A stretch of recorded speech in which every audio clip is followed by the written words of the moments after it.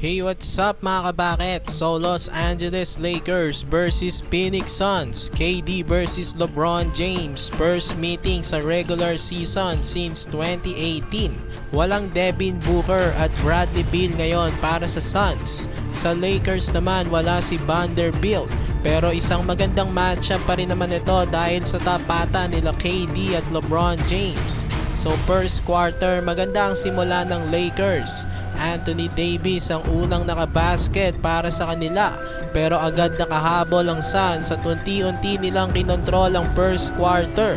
Nagtapos ang quarter na ito sa score na 30-18.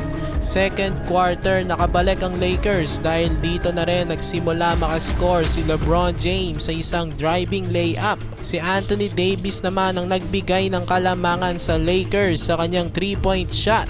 Humabante ang Lakers ng 36-35 after ng tres ni AD, pero hindi hinayaan ni Kevin Durant makalayo ang Lakers. Nag-init siya bago matapos ang second quarter.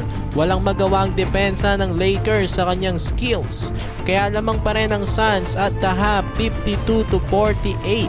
Third quarter, mainit pa rin si Kevin Durant. Wala pa rin sagot talagang Lakers sa mga mid-range jumpers ni KD. LeBron James nagpakita pa rin ng kanyang signature chase down block, pero nagtapos ang third quarter sa isang step back J ni Kevin Durant. Lamang ang Suns ng 12 points, 84-72. Pero sa fourth quarter, eto na ang Lakers. 10-0 run agad ang Lake Show sa pangunguna ni Anthony Davis. 2 points ang kalamangan ng Phoenix Suns, 84-82.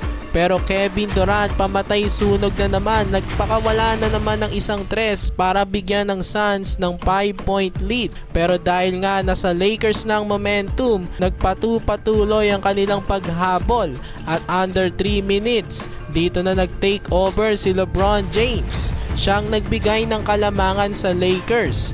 Ang ganda ng sagutan nila ni KD sa clutch. Pero nung huling minuto, ang dalawang salaksak ni LBJ ang nagsalba sa Lakers at hindi na nakabawi ang Suns doon. Panalong Lakers sa score na 100-95. First win ito ng Lakers ngayong season, habang unang ikatalo naman ng Suns ito. Anthony Davis pinanguna ng Lakers sa kanyang 31 points at may 12 rebounds. LeBron James naman ang score ng 21 points at may 9 assists. Sa Suns naman may 39 points si Kevin Durant.